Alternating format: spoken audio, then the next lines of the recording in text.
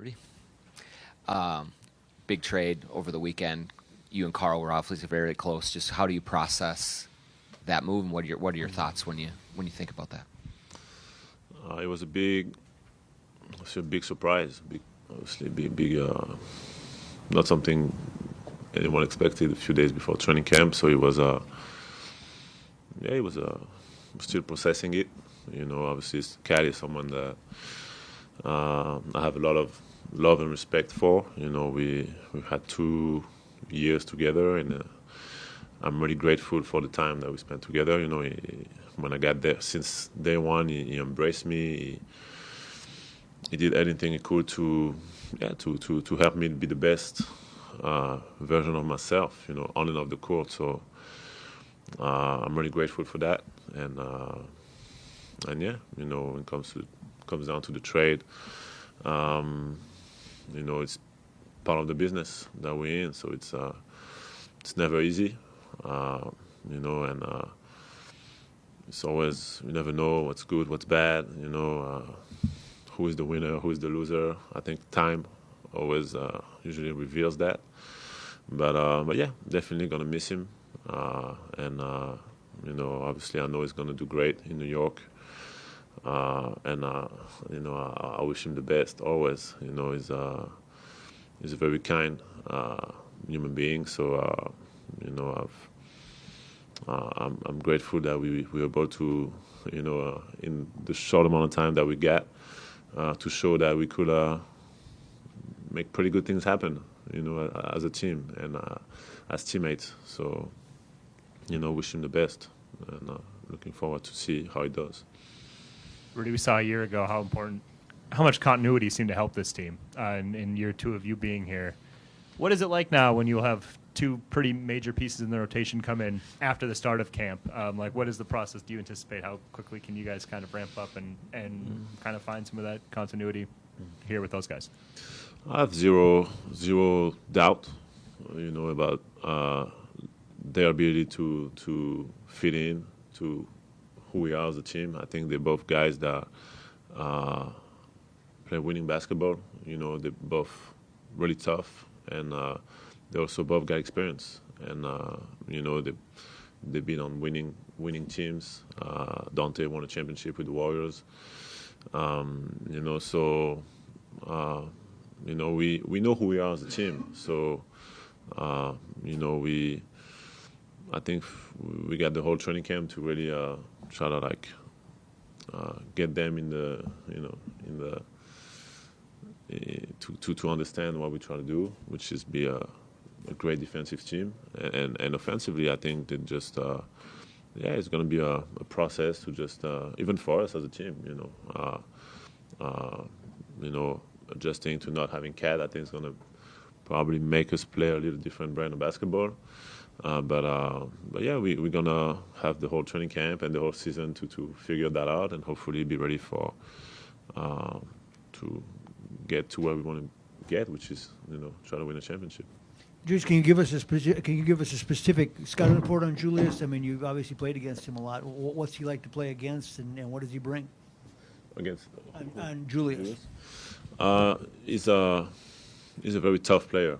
One thing I really love about him, I think he's a competitor. He works really hard, and he's we could say he's a little bit of a bully. He likes to attack you, hit you in your chest, and and he's got. I feel like every year he's got better. He's really found his way as a player. From the first days, when he got drafted by the Lakers, until today, and it's been fun to watch him evolve to the star that he became, and I'm really excited to see how he's going to be able to help us to get where we want to get as a team. Rudy, does it feel like championship or bust at this point, given how last season ended? Is it fair to think that way? Do you guys feel that way? Does it feel like a championship or bust type season for you? I don't know if I would say championship or bust, but the normal order of things for us is to keep getting better. And when you come out of the season, when you went to the Western Conference Finals, definitely want to play for a championship. You know, I think that's it's been all, at least since I got here, it's been my goal and our goal to get to that point. And you know, and every year has been full of adversity, but it's been growth, you know, over those years. And now, you know, I think we are at the level of maturity, of experience, where we know that this is what we want to do, you know, and we don't really look at the best option because we think that we have only one goal in our mind, and we're going to prepare and we're going to work as hard as we can to try to be that team. Being the Defensive Player of the Year and seeing this trade go down, whose role does it affect the most as you see it as a player? I think we are. I think Cat is one of a kind of player, you know, obviously, but I think my role in this team is not going to be any different than it was last year. And I feel the same way with everyone in this locker room. You know, obviously some guys, I'm thinking about maybe Naz, you know, some guys might have even more responsibilities, but Naz has shown, you know, that he could handle those responsibilities when Cat was injured or even when Cat was playing. You know, Naz was already a huge part of our team last year. So, yeah, I think we're just going to be who we are, you know, and obviously there's only one Cat in the world. There's only one player in the world that has that skill set that he has. But yeah, we're going to keep trying to get better as a group and keep the same identity as a team and keep learning and keep getting better. Overall, how was your Olympic experience this summer and playing for the host nation? It was a very rich, you know, in experience. Obviously, a lot of ups and downs, a lot of things happening, you know, during that time. Yeah, it was a great experience. You know, obviously, as a competitor, falling short of the gold medal was, you know, wasn't the perfect scenario for me. But at the same time, you know, with everything that happened and my injury and also the adversity that we overcame as a group, I was just really proud and really grateful that we were able to get this silver medal. And also, when I look back and see when I hear how people were inspired, you know, from people in France were inspired from the way we've played and you know, the love and support that we got, you know, I'm really happy, really grateful, you know, for all of that. And you know, and like I said, you know, wasn't able to play probably as much as I would like to, or as well as I would like to in those last few games, but I was just really grateful that I was just able to be there, you know, and I'm happy that now I'm healthy and I'm ready for hopefully a great season.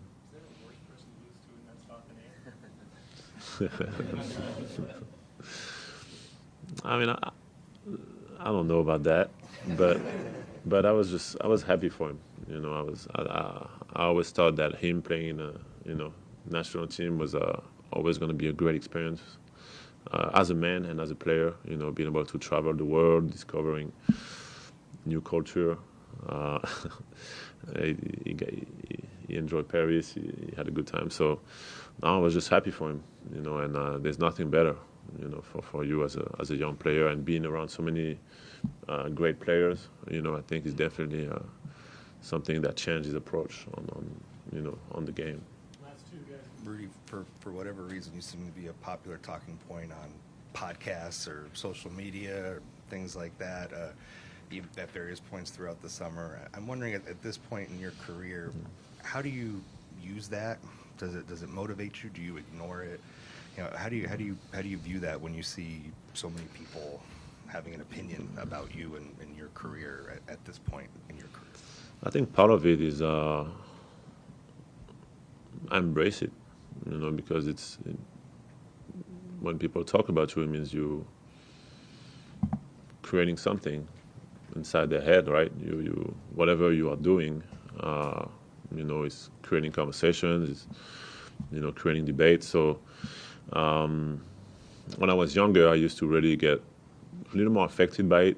I used to search for motivation in those things. Now I'm really, I realize that everyone's journey is unique, and I'm really trying to make the most of mine, and I know who I am as a person, as a player, and I'm really focused on that, and I really feel like that everything that's, around, outside of, the perception that I have of myself and the goals that I have for myself is more like noise, and obviously when you cross some lines, it has to be addressed, but most of the time it's just opinions, and I can't be mad at people for having opinions. At the end of the day, the actions speak more than any words, and at the end of my career and maybe at the end of my life later, we'll be able to see what's been accomplished. And for me, I'm just trying to be the best, the best person I can be, the best player I can be,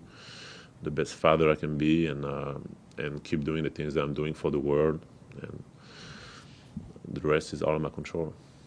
Rudy, when you and Karl, when you came here, there were questions about how you and Karl were going to fit together that you guys in time answered.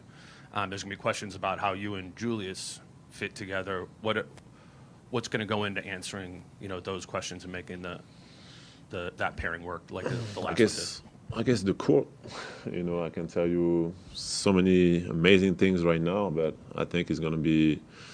I believe in him. I know that he wants to win. He's someone that is a great competitor, and I know that. Obviously, we all know he's a very talented player and a very tough player. So, yeah, I'm excited. I'm excited to see, to help him, as much as I can to fit into our philosophy as a team, and I know it should be pretty easy because he's very mature. He's been through a lot in his career, and he's at a stage of his career when he wants to win. So I guess time will tell. Time will tell, but I can't wait to get started. Thank you, Rudy. Thank you.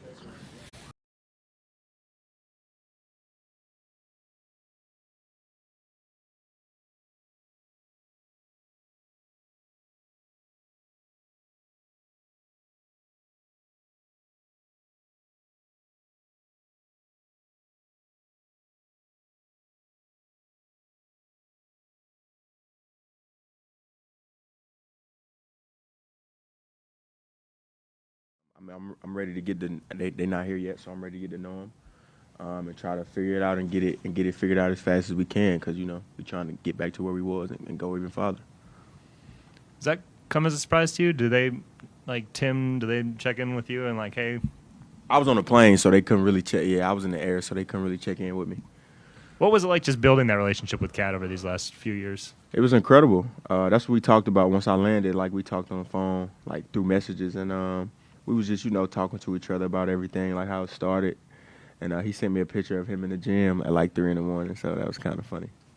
Anthony, do you look at it as your job to make Julius feel at home? And are you the leader now, or you got to be the one that brings him in and works with him? And I would guess, yeah. I mean, I think I got the most years on the team now as far as in Minnesota besides Nas. I think I'm right after Nas by a year, so I think I'm probably going to have to be the person that gets him, comfortable. What does that mean when you say make him comfortable? For you, what will you do? I mean, he's a basketball player, so of course he's going to be involved with basketball. Just let him know, whatever you did over there, come do it over here. We just want to win, Same rules apply. We just want to win, so it should be pretty simple for him to, get in line with everything that we're trying to do. What part of your game have you worked on to elevate this year? My catch and shoot tray ball. And in regard to Rudy, some things that get said about him from whether it's former players in the league, current players in the league. You've been a teammate of his for a couple of years. You've been a staunch defender of his. When you hear things like that, a staunch defender of his. When you hear things, teammate of his, you've always been a big defender, defended him seriously. When you hear things like that said about him, what does that make you feel? How do you react to something like that when you hear things like that said about him? What happened? I'm not gonna lie. I don't know what happened. It's just stuff like something like Shaq. Just. I haven't been on social media. Okay, that's not worries. My guy right here in front of you runs my social media, so I don't. worries. Yeah, I don't see any of those things. It's not worries. But yeah, I don't know why they talk about. I mean, I don't know what happened, but I don't know why they talk about Rudy, 4-time Defensive Player of the Year. Continuously, he's going to continue to prove himself. So yeah, I don't know why they talk about him. He shouldn't worry about it. We not worry about it. And Tim Conley said just a few minutes ago that you have the potential to be the best player ever. Is that too much for big expectations, or is that rate aligned with the way you think? I think you know what I think, right? Yeah. All right. I'm just getting you to say it. I mean, yeah, I think he's right. And you talk about being a leader of this team now. It seems like at the end of last season when Karl got hurt was your first time. I mean, obviously he came back for the playoffs, but those last 20 games of the year, it was really like Ant's team. What did you take from that time? What grew in you at kind of at the end of last season that makes you feel like you can be the number one option kind of on your own? I don't know, man. I feel like it's kind of weird to talk about it because he just got traded. So that's my dog, man. It wasn't like a 1 or 2 situation. It was we both was the one. We just played off of each other. So, I mean, I'm happy to be whatever the guy that they want me to be now, but, we was just together, so it's hard for me to talk What's the guy you want to be now? The guy that the team needs me to be, whether it's scoring, passing, defending, getting rebounds, or just showing everybody that I'm coachable. Because, Finchy, he coach hard, man. So just being a leader by example, just letting him coach me and not really, saying anything back, just, being a good player. Aaron, last season, at the end of the season, you talked about physicality, being a little bit more in shape. You look a little swollen this year coming in. How are you approaching it, and is the team approaching it the same way, getting stronger? I like that, man. Thank you. That showed me I've been in the weight room. Yeah, that was my goals, man. Try to get in the weight room as much as I can this summer to take some fat off. And I think everybody, our whole team been in there, man. I came back right after the USA and got in the gym, and everybody was here. I mean, so it was impressive this summer, and I think everybody tried to put on weight as far as muscle, take some fat out. And I think Javar did a great job. Him, Scott, Jenna, the whole team, they did a great job of getting us together this summer. Yes, sir. And just how did you how did the Olympic experience actually get you ready for the season, being around, LeBron, Steph, those type of guys? Did you take any routines or see how they did, how they were moving, and just kind of what got you going right now? Just being in shape. I think that was the best thing about the whole summer. Playing basketball for 2 months, playing the best basketball of my life for 2 months, playing against the greatest players ever in practice, 5-on-5 continuously. I think that was the best thing, getting in shape. So I came back. I played 5-on-5 my third day here, and I was still in shape. So I'm in the best shape I've ever been in. So I think that was the best thing I got out of it. And related to that, being around LeBron, Steph, KD, all these great players, as it pertains to maybe how you handle your day-to-day, your routine, what did you learn from those guys that maybe you're incorporating now about the importance of different aspects of whether it's working out or treatment or whatever? Yeah. LeBron got this little. I don't want to put him out there. He got this little thing that he do before every game. A great routine that I stole, and I haven't been able to implement it yet because we haven't played a game. But I told D. Hines about it, so we definitely on it. I took that from Burn. I don't know if he know, but he gonna see this, so now he know. And we're a full year into your sneaker. Fast forward now, got so many colorways out. A lot of the fans were hitting me up personally asking, what was your favorite, colorway that actually came out that you actually liked? Right now, I just got some new ones. Yeah. These my favorite right now. That's a Timberwolves exclusive? Man, these AE exclusive. Yeah. Anyone else? I want a pair. I fuck with him. One more over in the corner there. And what can we expect from your upcoming Netflix special? A lot of laughs, especially for me. A lot of laughs, a great time, behind the scenes, super personal. you know, it was great, man. I feel like that was probably one of the best shoots I've been a part of as far as, like, they was with me throughout the whole year pretty much. And they was never in the way, always requested, like, ask before they just, we need you. So that was great, man. I appreciate those guys. And you talk about being the best ever. You play with some guys this summer who are in that conversation. How will you get there? Just working. I feel like that's the only way, man. Everybody talk about it. I mean, only way it is just work and go out on the court and just believe it. I think a lot of guys got a chance to be really great at this game, but I think they just don't believe it. Some guys put the work in and don't believe it. Some guys believe it and don't put the work in. So I believe it and I put the work in. So if it don't happen, it don't. If it do, it does, which probably will happen.